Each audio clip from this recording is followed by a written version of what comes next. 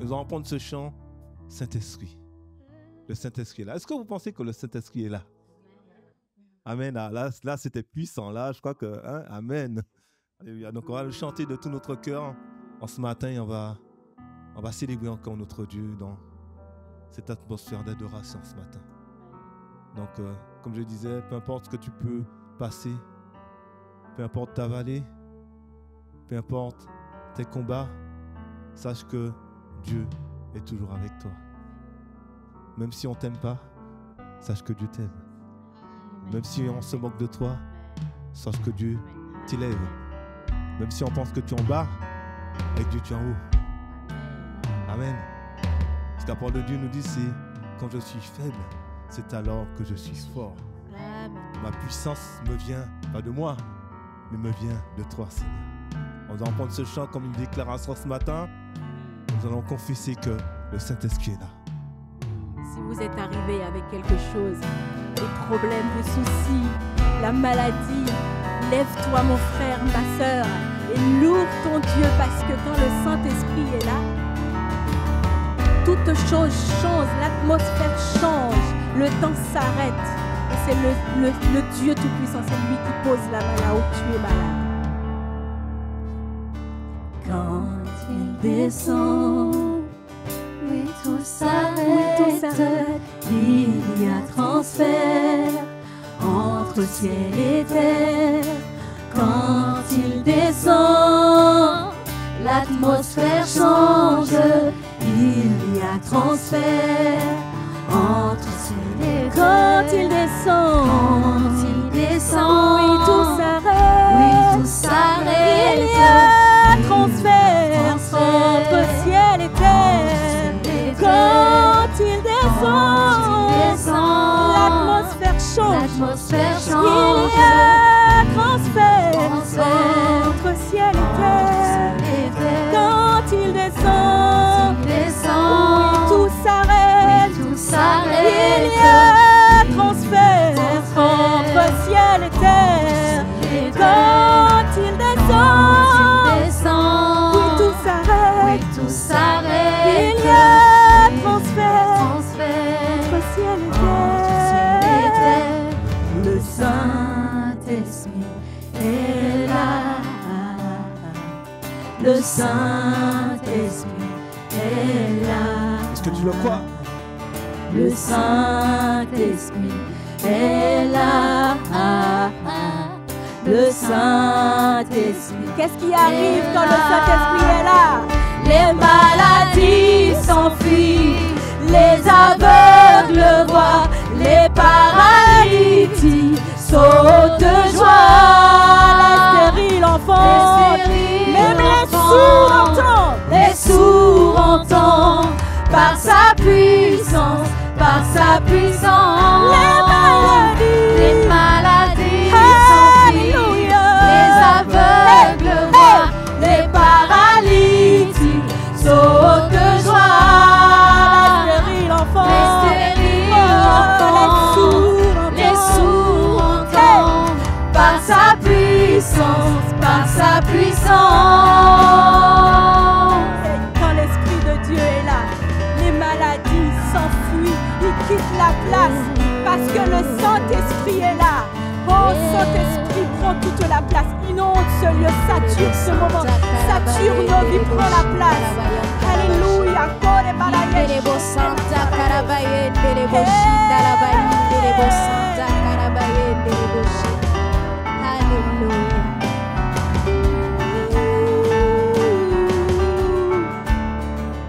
Par sa puissance, il transforme.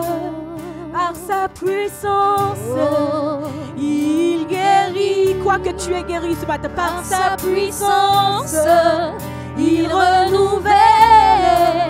Par sa puissance, il agit. Par sa puissance, il transforme. Par sa puissance, il guérit. Par sa puissance, il renouvelle. Par sa puissance, il agit.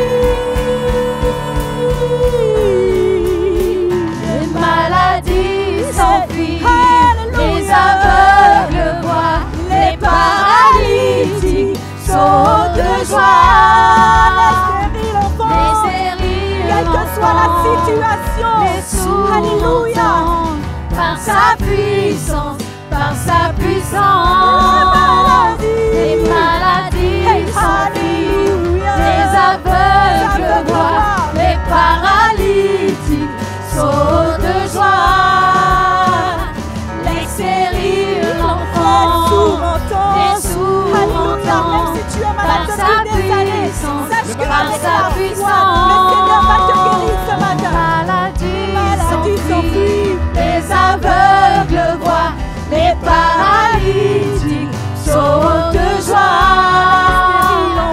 Les stériles l'entendent, les sourds entendent, par sa puissance, par sa puissance. Les maladies s'enfuient, les aveugles voient, les paralytiques sautent de joie. Les stériles l'entendent, les sourds entendent, par sa puissance, par sa puissance.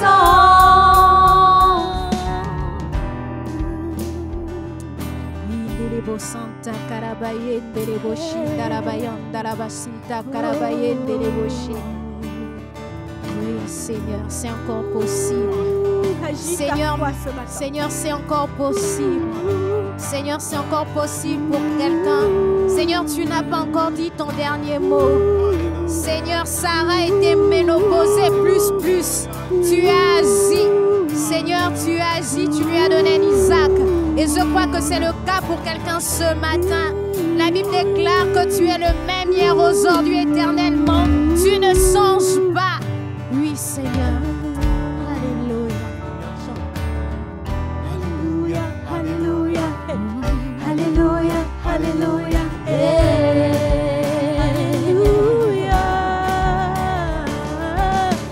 Alléluia. Alléluia. Alléluia. Alléluia. Alléluia.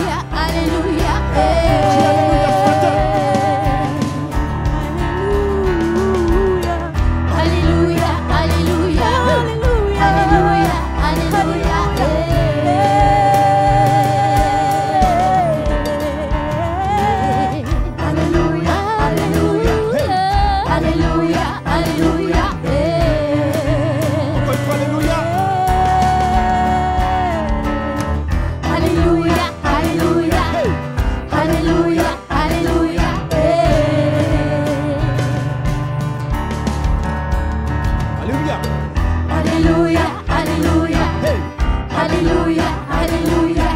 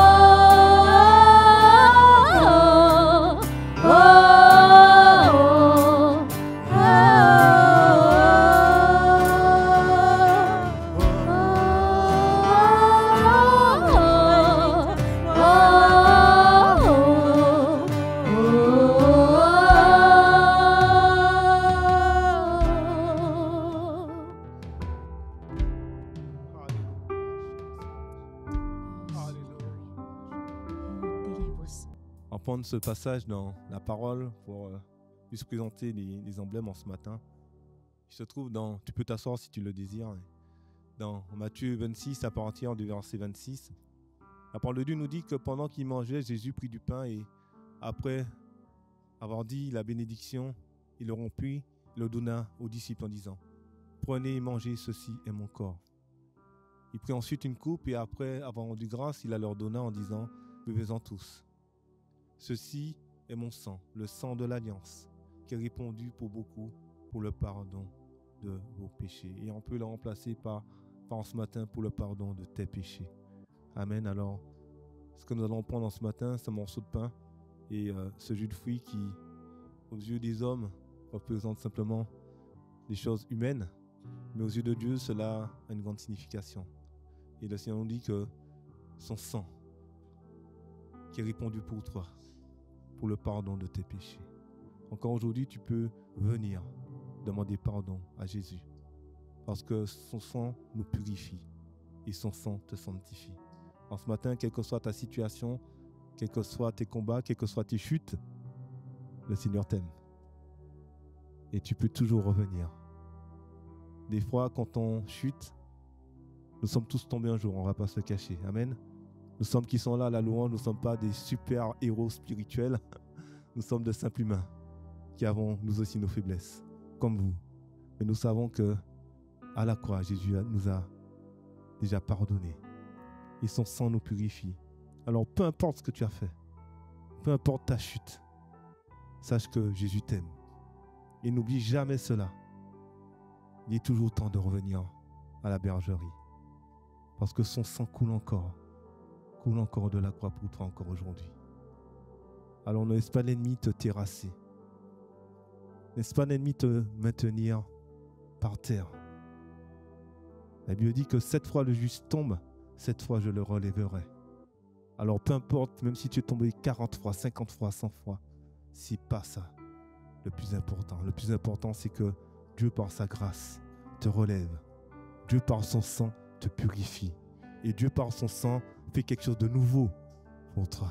Dans le nom de Jésus. Amen. Alors moi, il va prier. Si tu as été baptisé d'eau, je t'invite à te lever en ce matin. Alléluia. Merci beaucoup, Papa, parce que encore aujourd'hui, nous pouvons adorer ton nom. Parce qu'aujourd'hui, tu nous fais encore la grâce de pouvoir prononcer, Seigneur, ton nom. Et plus que prononcer ton nom, tu nous fais encore cette grâce de vivre en nous aujourd'hui. Je te demande vraiment de remplir ton Esprit Saint à l'intérieur de nous, afin qu'il puisse nous conduire dans toute la vérité, afin qu'il puisse nous apprendre à t'adorer en esprit, en vérité. Mais afin, Seigneur, que nous puissions vraiment t'obéir et te servir comme toi tu le veux. Seigneur, nous avons chanté que tu fais de grandes choses, Seigneur, que tu guéris les maladies, Seigneur, que les démons s'enfuient. Mais Seigneur, le plus important, Seigneur, n'est pas ce que tu fais, mais Seigneur, c'est plutôt qui tu es pour nous. Seigneur, nous avons chanté que ton nom, Seigneur. Seigneur, ton nom est plus grand, ton nom est merveilleux, Seigneur, et ton nom est vivant. Seigneur, c'est toute la différence, Seigneur, avec les autres noms. Et c'est pourquoi ton nom, Seigneur, a été élevé au-dessus de tous les noms. Seigneur, aide-nous vraiment à réaliser, Seigneur, la grandeur de ton nom, Seigneur. Face à nos problèmes, Seigneur, face à l'inquiétude, face à tout, Seigneur, ce qui peut être un obstacle pour nous. Seigneur, toi, tu as promis, Seigneur, d'être avec nous jusqu'à la fin, Seigneur, de nos jours, jusqu'à la fin des temps. Et Seigneur, ta parole dit que tu es fidèle, Seigneur, même lorsque nous demeurons infidèles. Alors, Seigneur, comme ton serviteur l'a dit, Seigneur, que celui qui est éloigné, qu'il rentre, Seigneur, à la bergerie. Parce que, Seigneur, tu n'attends pas, Seigneur, avec un bâton, Seigneur, ou une pierre pour nous lapider. Mais, Seigneur, tu nous attends, Seigneur, avec un cœur, mon Dieu, rempli d'amour, Seigneur, un regard, Seigneur, rempli de compassion. Alors, Seigneur, que nos cœurs ne soient pas durs, Seigneur, et que nous puissions vraiment retourner vers toi. Seigneur, je te bénis pour ces éléments que nous allons prendre, Seigneur. Seigneur, certes, c'est une symbolique, mais cela, Seigneur, nous le prenons parce que nous croyons, Seigneur, en ton retour. Nous croyons, Seigneur, en tes promesses. Nous croyons, Seigneur, en ton nom. Et Seigneur, nous voulons vraiment nous appuyer sur toi qui est le rocher, Seigneur. Celui qui a été l'appui, Seigneur, lorsque le peuple d'Israël était dans le désert. Seigneur, tu es le rocher, Seigneur, de chacun ici. Et Seigneur, je te prie que ceux qui ne t'ont pas découvert, ceux qui n'ont pas expérimenté ta présence, Seigneur, puissent, Seigneur, l'expérimenter aujourd'hui. Seigneur, certes, nous avons des protocoles, Seigneur, et un culte, Seigneur, mais ton Esprit Saint vaut mieux que tous les protocoles et que tous les cultes, Seigneur. Nous ne voulons plus, Seigneur, de réunions, Seigneur, de cultes, Seigneur, où tu n'es pas, Seigneur, de cultes froids, Seigneur, ou des cultes où nous pouvons simplement avoir les miettes. Seigneur, nous voulons la totalité de ton Esprit, nous voulons la totalité de ta présence, Seigneur, et nous voulons saisir, mon Dieu, saisir, Seigneur, ta présence, Seigneur, comme nous l'avons jamais saisi. Seigneur, aide-nous, Seigneur, à être vrai. Aide-nous, Seigneur, à nous préparer, mon Dieu, parce que tu reviendras prendre, Seigneur, une église, Seigneur, pure et sans tache, Seigneur Jésus. Et Seigneur, le temps manque, c'est pourquoi tu dis racheter le temps. Seigneur, que chaque jour, Seigneur, chaque heure, Seigneur, chaque seconde, même quand ton serviteur l'avait dit, lorsque nous avons parlé de l'Esprit, que nous puissions être conduits par ton Esprit, que nous puissions, Seigneur, être dans tes voies et ne pas minimiser, Seigneur, chaque choix, Seigneur, chaque décision que nous prenons, que nous faisons. Seigneur, nous voulons vraiment être plus proches de toi.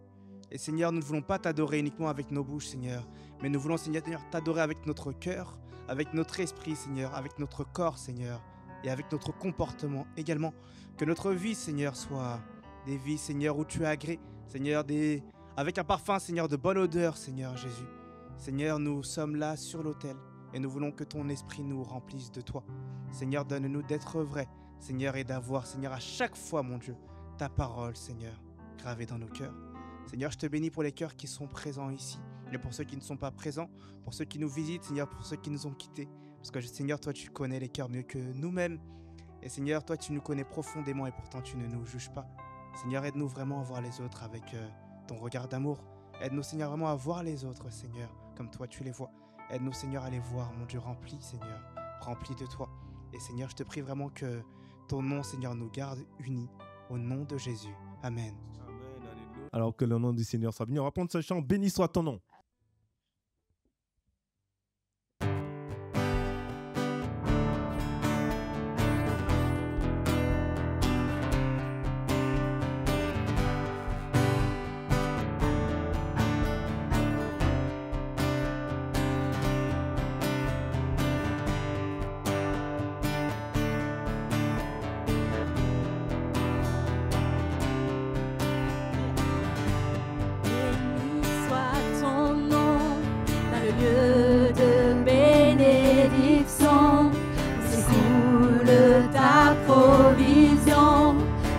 Soit ton nom. Encore plus fort. Béni soit ton nom quand je suis dans le lieu désert et que je marche solitaire. Béni soit ton nom. Pour toutes ces merveilles envers nous, pour tous tes bienfaits envers moi. Alléluia, je te louerai. Même les temps difficiles, il faut louer le nom du Seigneur. Mettre de côté toutes les difficultés, les maladies, les souffrances. Béni soit le nom du Seigneur. Béni soit ton nom. Béni soit le nom du Seigneur.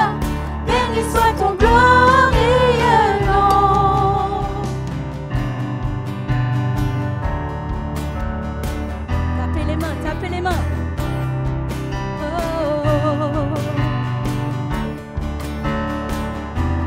Béni soit ton nom. Béni soit ton nom. Quand sur moi brille le soleil, quand le monde tourne à merveille. Béni soit ton nom. Béni soit ton nom. Quand l'épreuve vient me former, quand je dois tout sacrifier. Béni soit ton nom. Pour tous tes bienfaits envers moi. Pour tous tes bienfaits envers moi. Je te loue. Je te louerai. Et dans les temps difficiles, je redirai. Béni soit le nom du Seigneur. Béni soit ton nom.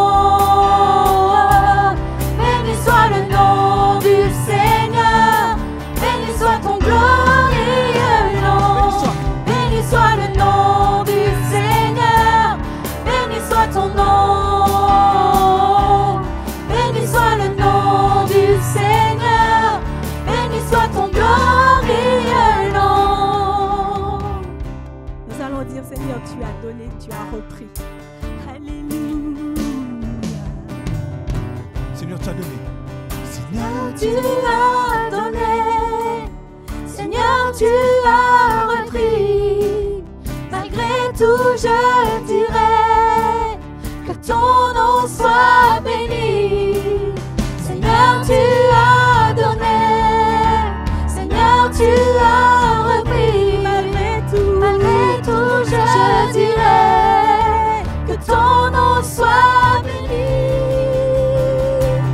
Béni soit le nom du Seigneur. Tapez les mains. Béni soit ton nom. Je veux vous entendre. Béni soit le nom du Seigneur. Béni soit ton glorieux nom. Béni soit le nom du Seigneur. Quelle que soit la situation, béni, loue le nom du Seigneur. Béni soit le nom du Seigneur. Béni soit ton glorieux nom. Amen. Acclame le nom du Seigneur. Amen. Amen. Béni soit ton nom, Seigneur. On va laisser Jean-Pierre prier. Soyez bénis dans le nom de Jésus. Amen. Oui, c'est vrai, nous bénissons le Dieu Tout-Puissant, le roi serviteur. Mes frères, mes sœurs, mes amis, nous sommes les convives qui ont accepté d'être là ce matin par la grâce, par la bonté de notre Dieu vivant, qui nous a appelés à quoi faire? À le bénir, à le louer, à l'adorer, mais de tout notre cœur. Si nous avons cette bouche et ce cœur, c'est parce qu'il a placé, il a voulu ainsi. Alors nous, même toi, amis, en retour, bénissons le Dieu vivant. Bénissons-le, chérissons encore plus fort.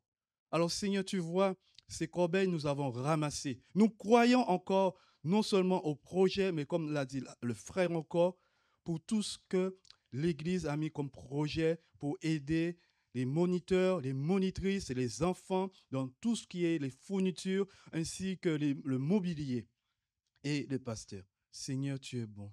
Seigneur, tu es glorieux. Et nous croyons encore ce que tu as mis sur le cœur de ton serviteur Gérard. Il va le donner, il va nous enseigner et nous devons être à l'écoute avec un cœur non seulement repentant, mais un cœur disposé. Et nous croyons que nous l'avons mis depuis hier, pas seulement aujourd'hui. Voilà. Seigneur, sois béni, sois glorifié. Amen.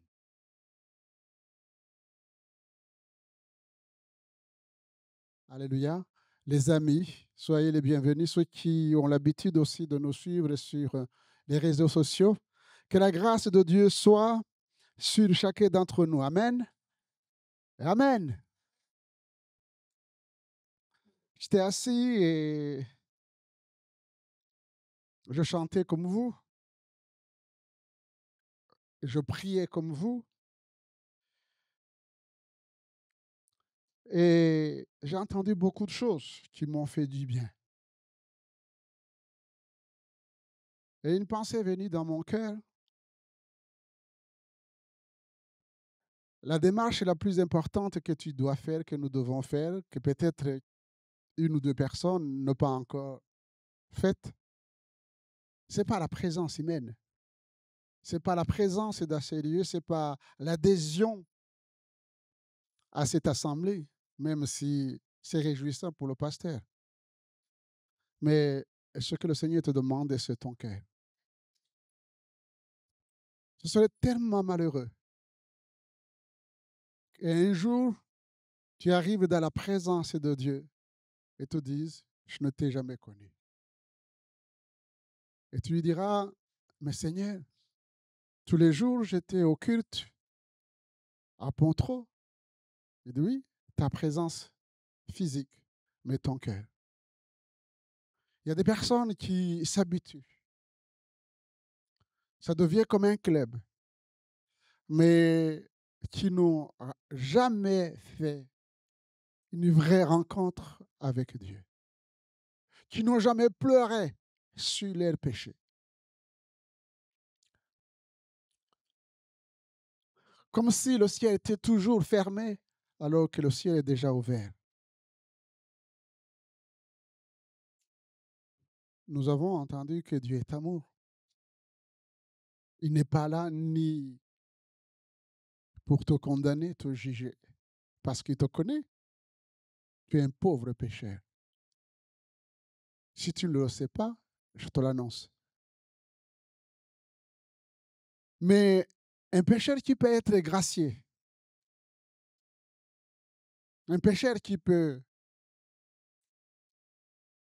devenir une nouvelle créature par simplement une démarche personnelle. On ne vient pas ici pour plaire à ses parents, à son mari, à son épouse ou je ne sais pas qui. Ce que le Seigneur te demande, c'est une démarche personnelle. Reconsidère ta vision des choses.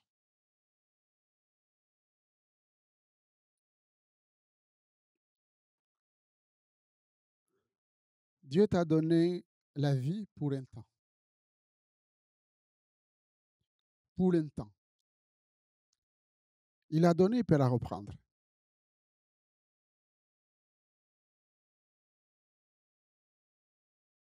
C'est pourquoi chacun doit examiner son cœur et dire, Seigneur, merci. Merci de te révéler à ma vie. Amen. Nous allons ouvrir la parole de Dieu dans l'épître de Paul aux Colossiens. Nous allons poursuivre notre méditation sur la pensée paulinienne, les conseils de Paul.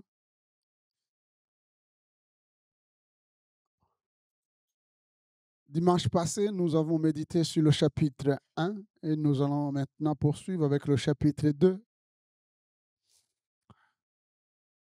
Je veux en effet que vous sachiez combien est grand le combat que je soutiens pour vous et pour ceux qui sont à Laodicée et pour tous ceux qui n'ont pas vu mon visage à la chair, afin qu'ils aient le cœur rempli de consolation, qu'ils soient unis dans la charité et enrichis d'une pleine intelligence pour connaître le mystère de Dieu, savoir Christ, mystère dans lequel sont cachés tous les trésors de la sagesse et de la science. Je dis cela afin que personne ne vous trompe par des discours séduisants. Car si je suis absent de cœur, je suis avec vous en esprit, voyant avec joie le bon ordre qui règne parmi vous et la fermeté de votre foi en Christ.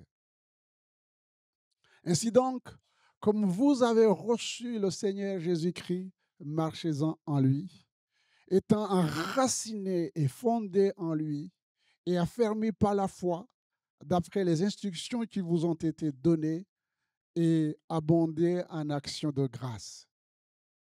Prenez garde que personne ne fasse de vous sa proie par la philosophie et par une vaine tromperie, s'appuyant sur la tradition des hommes, sur les rudiments du monde et non sur Christ, quand en lui habite corporellement toute la plénitude de la divinité.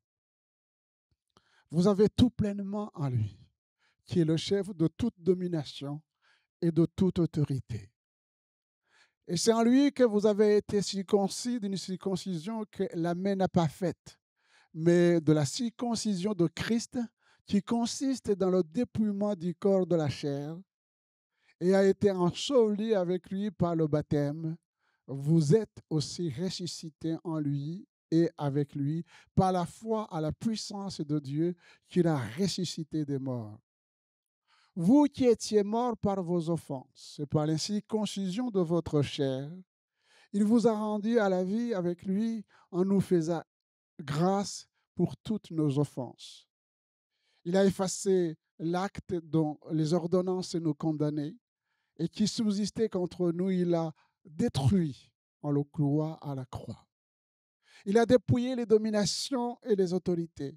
Il les a livrées publiquement en spectacle, en triomphant d'elles par la croix. Amen. Seigneur, notre Dieu et notre Père, nous plaçons nos cœurs devant toi. Tu connais nos cœurs, Seigneur. Rien n'est caché. Nous ne désirons pas cacher quoi que ce soit.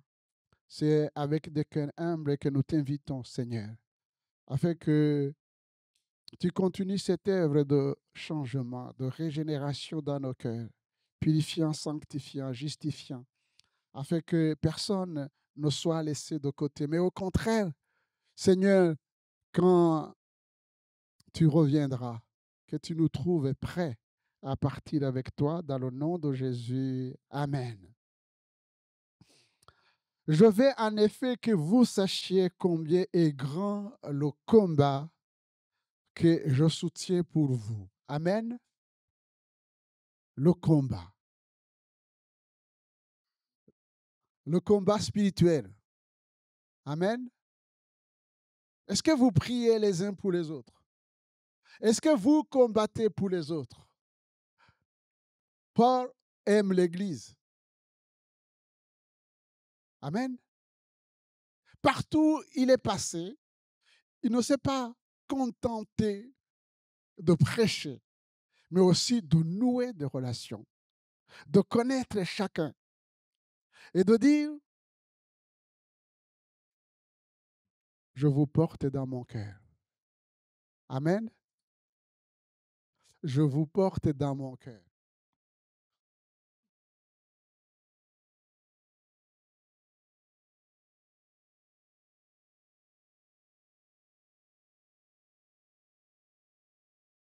À quoi consiste ce combat?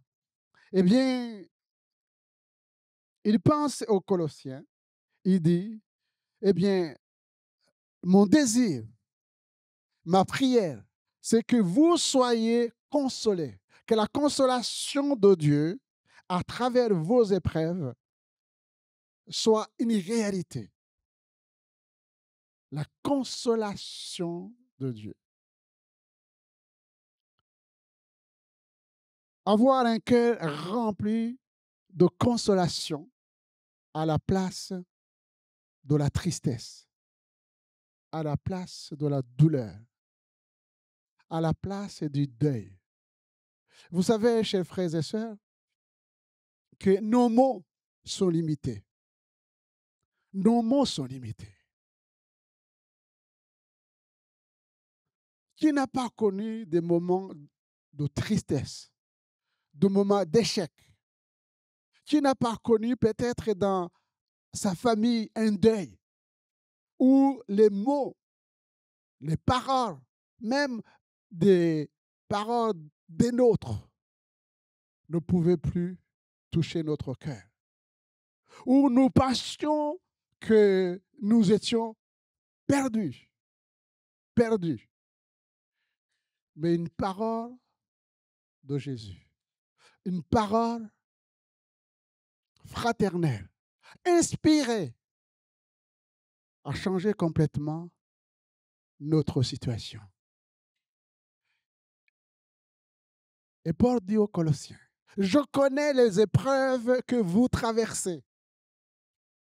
Je connais les épreuves que vous traversez. C'est pourquoi je mène ce combat, priant, intercédant, afin que la consolation de Dieu sèche vos larmes, panse vos plaies et vous donne une espérance.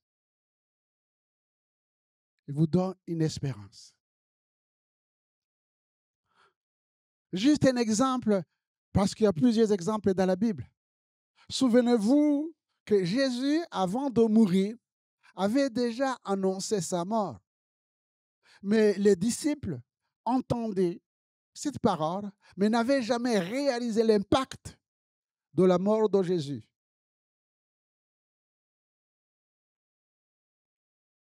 Et quand il est mort, dans Luc chapitre 24, vous connaissez cette histoire. Les deux disciples qui étaient sur le chemin de Maïs avaient complètement perdu l'espérance, abandonnant même le ministère, retournant chez eux. Et c'est à ce moment-là que Jésus a jugé utile de s'approcher d'eux. Ma prière, c'est que aujourd'hui, au moment où je vous parle, vous puissiez réaliser que Jésus peut s'approcher de vous. Parce qu'il est le même. Pas simplement parce qu'il est le même dans sa nature divine, mais c'est parce qu'il est amour. Il s'est approché d'eux. Et c'est très intéressant quand vous étudiez ce texte biblique pour voir la démarche de notre Seigneur Jésus. Comment il a commencé le dialogue. Il est venu et il les a écoutés, accompagnés sur le chemin, sans poser des questions. Simplement, d'abord, il écoute. Il écoute.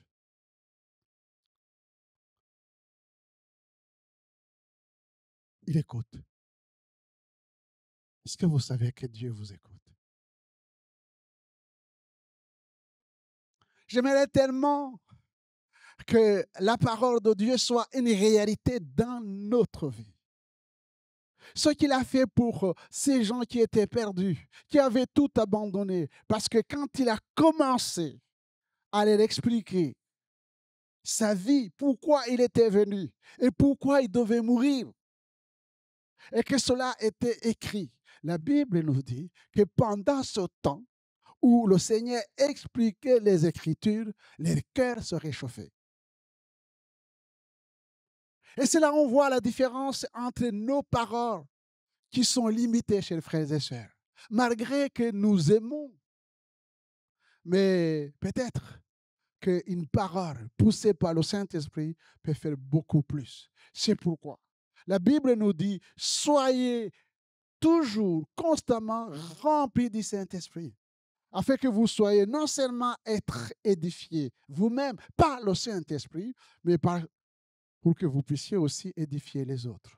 Une parole humaine, c'est bien, mais une parole inspirée, c'est encore mieux. C'est encore mieux. C'est encore mieux que vous soyez consolés. Et si donc vous êtes dans une situation difficile, si vous êtes éprouvé, eh bien, laissez le Seigneur Jésus s'approcher de vous pour qu'il puisse vous montrer que même dans l'épreuve, il est avec vous. Même dans l'épreuve, il est avec vous. C'est sa parole. Eh bien, la prière de Paul consiste aussi à ce que les Colossiens soient unis dans l'amour et enrichis d'une pleine intelligence. Voilà. Je prie d'abord que vos cœurs soient consolés, mais je prie aussi pour que vous soyez unis dans l'amour et enrichis d'une pleine intelligence. L'unité du corps de Christ qui se manifeste à travers l'amour fraternel. Amen. Et ça aussi, c'est une autre dimension de l'Église qui est importante, l'unité de l'Église, basée sur l'amour fraternel. Et dans ses épîtres, Paul revient régulièrement sur l'amour fraternel comme l'identité des enfants de Dieu. Vous m'entendez? L'amour comme l'identité, ce qui vous constitue l'identité des enfants de Dieu. Premièrement, c'est l'amour qui révèle notre identité personnelle et qui préserve notre dignité. Parce que le péché a détruit ce qui était beau à nous.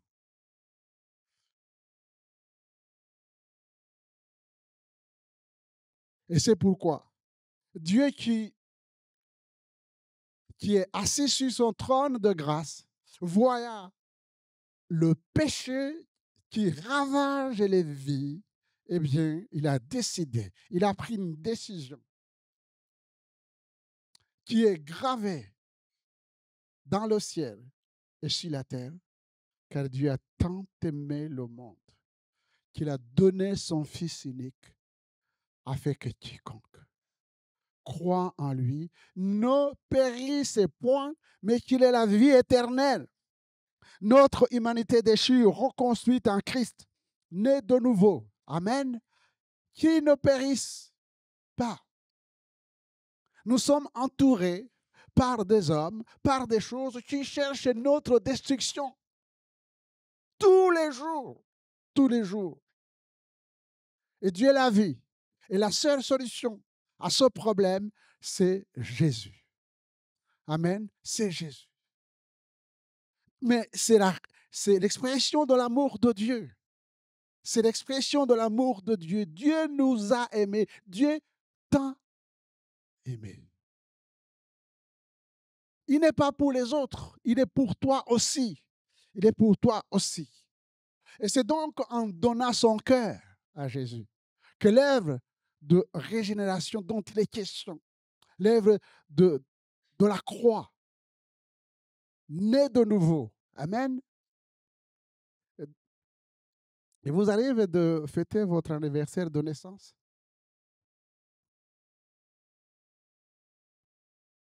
Ajoutez aussi un autre anniversaire, votre naissance spirituelle.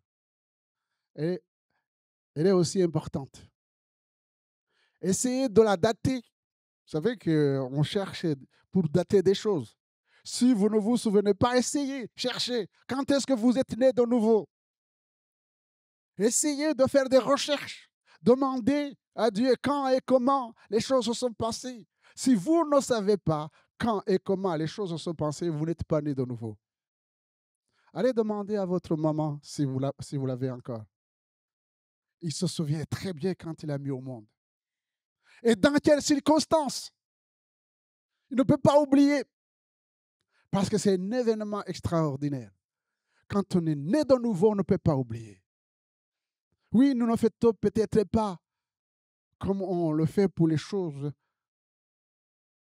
humaines, mais c'est important. Né de nouveau. C'est-à-dire que maintenant, je suis né avec mon Seigneur. Ce qui m'a séparé de lui a été détruit à la croix du Calvaire. Je suis une nouvelle créature. Amen. Une nouvelle créature.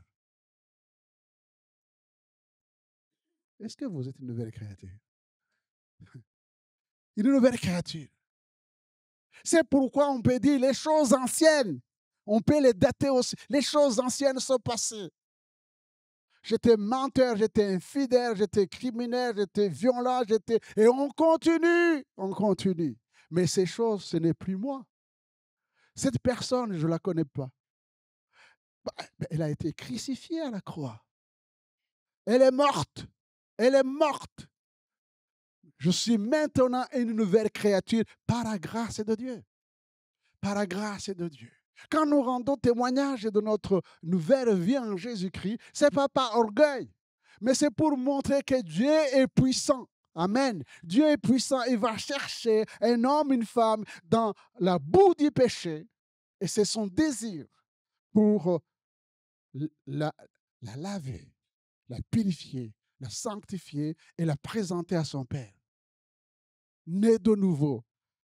C'est cet amour qui nous redonne notre dignité, bafouée, salie à cause du péché. Maintenant, nous pouvons redresser notre tête. Oui, j'ai retrouvé mon identité d'enfant de Dieu, ma dignité d'homme, de femme, purifiée, sanctifiée en Jésus-Christ.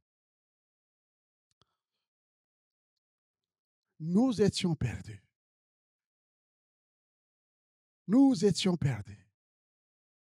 Retenez et méditez ce verset extraordinaire, car Dieu a tant aimé le monde qu'il a donné son Fils unique, afin que quiconque croit. Ce n'est pas magique, non. Il y a notre part, quiconque croit. Si vous décidez de croire en Jésus, vous n'êtes plus sur le chemin de la perdition. Mais si vous décidez de continuer à vivre comme bon vous semble, vous êtes libre, mais vous êtes perdu. Vous êtes perdu. J'ai dit en témoignant à quelques personnes qui se disent intellectuelles, je dis, vous ne connaissez pas l'Évangile. L'Évangile, c'est quelque chose d'extraordinaire. L'Évangile, ça ne nous oblige pas. Non. Non. Dieu n'est pas un gourou qui va nous prendre de force. Non. L'Évangile, c'est une lumière. Il nous éclaire, il nous conseille. Et puis après, tu peux décider de donner ton cœur au Seigneur ou tu peux décider de vivre comme bon te semble. Mais là, si tu es ici, tu peux dater. Tu ne pourras pas dire « je n'étais pas au courant ». Parce que là, dans le ciel, c'est noté. Quand nous témoignons, nous révélons l'amour de Dieu à ceux qui sont autour de nous. Nous leur disons les bienfaits de Dieu qui a donné son Fils. Personne ne pourra dire « je n'étais pas au courant ». Je n'étais pas au courant. Si, tu étais au courant. Tu étais au courant que le salut, c'est par grâce. Dieu ne demande rien. Il demande simplement à ce que tu puisses avoir l'humilité et de dire, je suis un simple homme qui a besoin de la grâce de Dieu. L'amour. C'est l'amour qui bâtit un couple, un foyer et préserve la famille. Est-ce que vous le savez? 1 Corinthiens, chapitre 13. Oui. Je vois des familles ici. Je vois les plus âgés comme moi, des jeunes couples, et je vois des jeunes qui désirent fonder un foyer. Eh bien, l'amour de Dieu manifesté en Jésus, c'est cet amour qui bâtit une vie, c'est cet amour qui bâtit un foyer, c'est cet amour qui préserve la famille. Hier, je présidais un mariage du côté de Cholet. Eh bien, je suis revenu sur cette parole. Il dit, quand je parlerai les langues des hommes et des anges.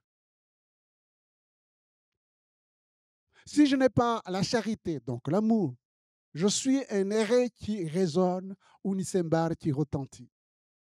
Et quand j'aurai le don de prophétie, la science de tous les mystères et toute la connaissance, quand j'aurai même toute la foi jusqu'à transporter des montagnes, si je n'ai pas la charité, l'amour, je ne suis rien. Et quand je distribue tous mes biens, même si vous donnez beaucoup d'offrandes, pour la nourriture des pauvres, quand je livrerai même mon corps pour être brûlé, si je n'ai pas la charité, l'amour, cela ne me sert de rien. Ah, c'est là où j'attire votre attention. J'attire votre attention. Mari, épouse, enfant, jeune, lisez avec moi. Ceux qui me suivent sur les réseaux sociaux, ouvrez cette Bible, lisez-la. La charité est patiente. Elle est pleine de bonté. La charité n'est point envieuse. La charité ne se vante point. Et ne s'enfle point d'orgueil. Et ne fait rien de malhonnête. Et ne cherche point son intérêt. Et ne s'irrite point. Et ne soupçonne point le mal. Et ne se réjouit point de l'injustice, mais elle se réjouit de la vérité. Elle excuse tout. Elle croit tout. Elle espère tout. Elle supporte tout. La charité ne périt jamais. Les prophéties prendront fin. Les langues cesseront. La connaissance disparaîtra. Verset 9.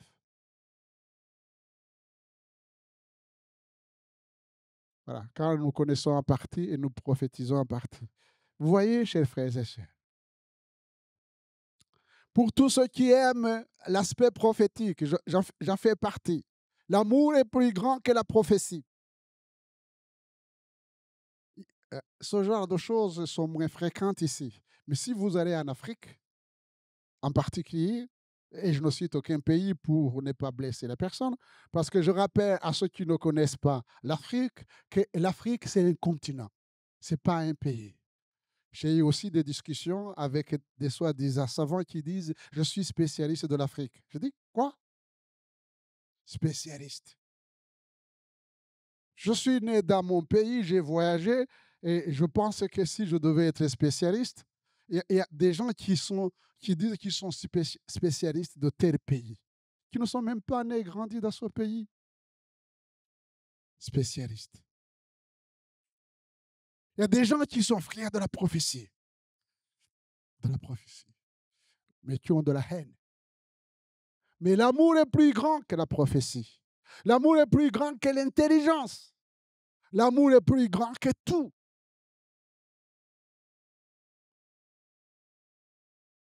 Plus grand que tout.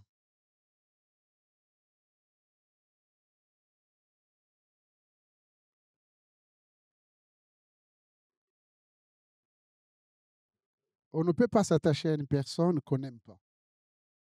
On ne peut pas s'attacher à une personne qu'on n'aime pas. Et on ne peut pas se sacrifier si on n'aime pas. On aime sa femme, on aime son mari, on aime ses enfants, on aime ses amis, parce qu'il y a un lien. Nous nous aimons d'une manière fraternelle parce que nous avons l'amour de Dieu. Et sans l'amour de Dieu, c'est fini. C'est une adhésion, ce sont des relations humaines, comme dans le monde. Mais il y a aussi un autre aspect.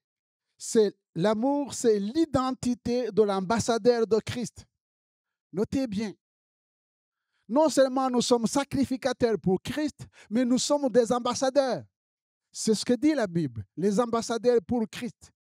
Eh bien, l'amour, c'est l'identité de l'ambassadeur.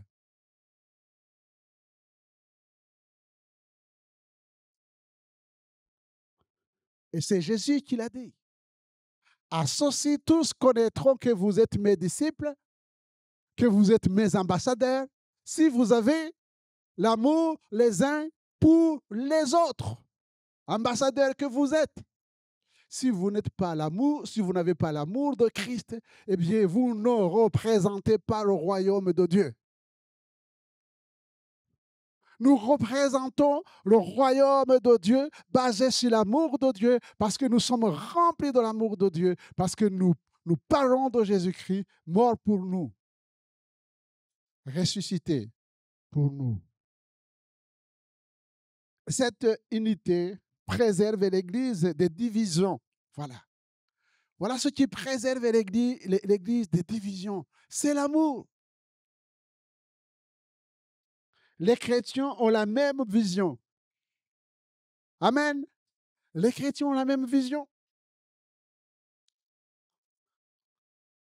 Je vais quand même me répéter parce que malgré mes 7 ans, je suis dans ma 8e année ici, on me pose toujours la question. Pasteur, quelle est la vision de l'Église? Il faudra que je l'affiche quelque part là.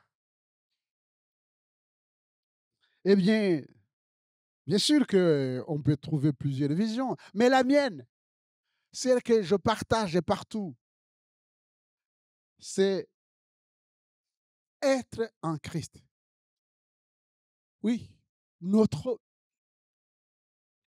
appel, c'est être en Christ. Marcher comme Christ a marché en vue de faire connaître l'évangile de Christ. Paul dira, ce n'est plus moi qui vis, c'est Christ qui vit en moi. C'est Christ. Voilà, si pendant mon ministère ici, si je peux arriver à faire connaître cela, que chacun d'entre nous devienne l'habitation de Christ et que nous puissions dire sans nous mentir, sans mentir à Dieu, ce n'est plus moi qui vis, c'est Christ qui vit en moi, j'aurai réussi mon ministère. Deuxièmement, l'apôtre Paul dira toujours, soyez mes imitateurs, comme je suis l'imitateur de Christ. Soyez mes imitateurs. Autrement dit, ce n'est pas question d'orgueil. Parce qu'on peut dire, ah, Paul, c'est orgueilleux quand même. Non, ce n'est pas la foi. Ce n'est pas la foi.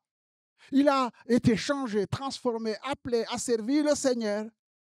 Et le modèle parfait, c'est Christ. C'est Christ. Parce que Christ s'est dépouillé de tout. Il s'est dépouillé même de sa divinité. Il est mort à la croix du Calvaire comme un brigand. Pour toi, pour moi. Alors que nous poursuivons toujours des choses qui glorifient le moi, l'ego. Mais lui, il a tout abandonné. Et quand il cherchait à faire connaître la pensée de Dieu, ce n'était pas pour lui. C'était pour le salut des âmes. C'était pour le salut des âmes. Et Paul dira, oui, j'ai été appelé à manifester l'amour de Dieu. Que vous soyez enrichis d'une pleine intelligence. Amen. Que vous soyez enrichis d'une pleine intelligence. C'est bien que de temps en temps, vous puissiez lire dans la Bible. Il est question d'intelligence. Il est question de science. Il est question de connaissance. De connaissance. Là où justement, et c'est ça qui fait notre différence. Ce qui fait notre différence, c'est que à l'école, on nous dit que la science vient des savants de la philosophie ou autre chose. Oui. Si vous étudiez beaucoup, dans n'importe quel domaine, que vous allez étudier des choses, des hommes, des femmes qui ont fait des découvertes. Mais voilà ce que Dieu nous dit. Proverbe chapitre 9, verset 10. Le commencement de la sagesse, c'est la crainte de l'Éternel. Et la science des saints, c'est l'intelligence. Amen. Le commencement de la sagesse, c'est la crainte de Dieu. Est-ce que nous avons la crainte de Dieu? Et c'est cette crainte de Dieu et qui est en même temps la science des saints. Et je rappelle que les saints, c'est ceux qui ont Jésus comme Seigneur et Sauveur. Ce ne sont pas les morts. C'est vous, c'est moi. C'est l'intelligence. Ces deux éléments. L'amour et l'intelligence nous permettront de connaître Jésus et de tout posséder. Quand l'apôtre Paul dit, vous avez tout pleinement en lui. Vous avez tout pleinement en lui. L'amour de Dieu et l'intelligence que le Seigneur donne, eh bien, des Écritures nous permettront d'aller puiser tout ce dont nous avons besoin dans la personne de Jésus. Pour terminer, c'est pourquoi l'apôtre Paul rappelle le verset 13 et 14, s'il te plaît. Et ça, c'est le fondement. Le verset 13 et 14. Le verset 13 et 14, il dit, vous qui étiez morts, voilà, ça c'est nous, qui étions morts, par nos offenses et par l'incirconcision de votre chair. C'est ça, c'est le passé. Il vous a rendu à la vie avec lui, en nous faisant grâce pour toutes nos offenses que nous sommes maintenant. Il a effacé l'acte rédigé contre nous. Vous savez que vous avez un casier au niveau de l'administration. Votre casier peut être vierge ou tout ce que vous avez fait de mal. C'est dommage qu'ils ne notent pas ce que nous avons fait de bien dans notre casier. On note ce qui est. On vous a attrapé en faisant ça, c'est marqué. Mais la Bible nous dit que notre casier est devenu vierge. Pour quelle raison? Le sang. Le sang de Jésus. Si nous confessons nos péchés, il est juste et fidèle pour purifier nos cœurs de nos péchés. Un casier vierge. Il a supprimé à la croix. Donc nous sommes libres. Nous sommes libres en Jésus-Christ. Deuxièmement, là c'est le péché qui a été anéanti. Verset 15. Il a dépouillé les dominations et les autorités, les a livrés publiquement en spectacle en triomphant d'elles par la croix. Là aussi, le diable, ces démons ont été anéantis. Le péché n'a aucun pouvoir maintenant sur moi. Le diable n'a aucun pouvoir sur moi. Les démons n'ont aucun pouvoir sur moi parce que je suis né de nouveau, je suis enfant de Dieu. Amen. Cessez d'avoir peur de Satan, des démons, je ne sais pas quoi. Oui, il y a ma tante qui ne m'aime pas, qui trafique avec les démons, il va envoyer les choses. Ben, qui les envoie? Et alors, ça va, on est en Christ. Si ces choses existent, parce que ça existe, oui. Le diable existe, et les démons existent, et les mauvaises choses existent. Mais nous sommes gardés en Christ. Nous sommes... Celui qui est en nous est plus grand. Il faut bien non seulement les connaître par cœur, mais aussi croire. Croire.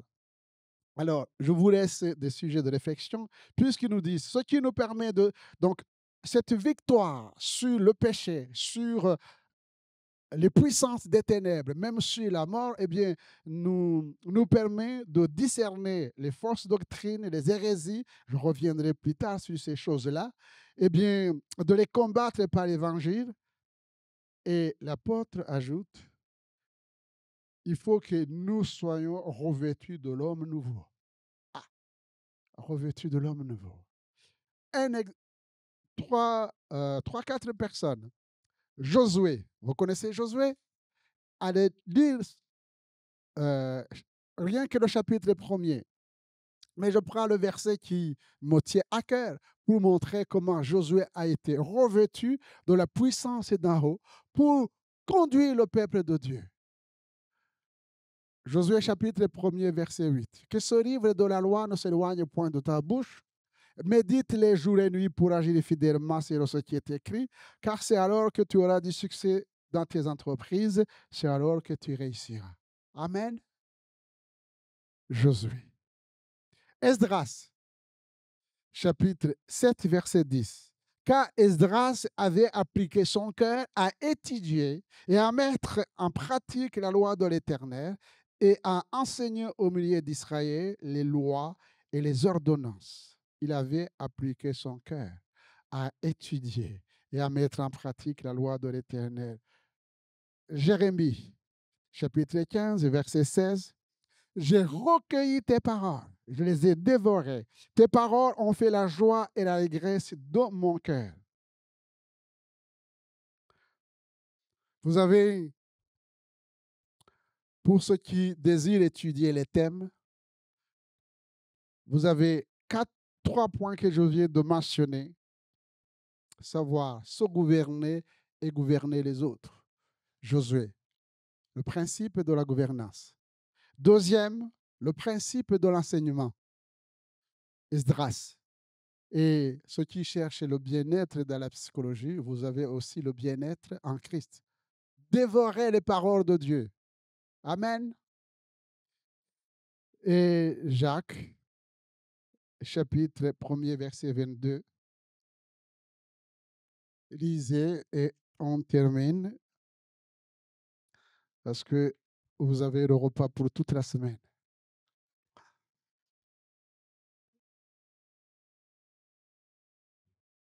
Mettez en pratique la parole, ne vous bornez pas à l'écouter en ne vous trompant vous-même par de forts raisonnements.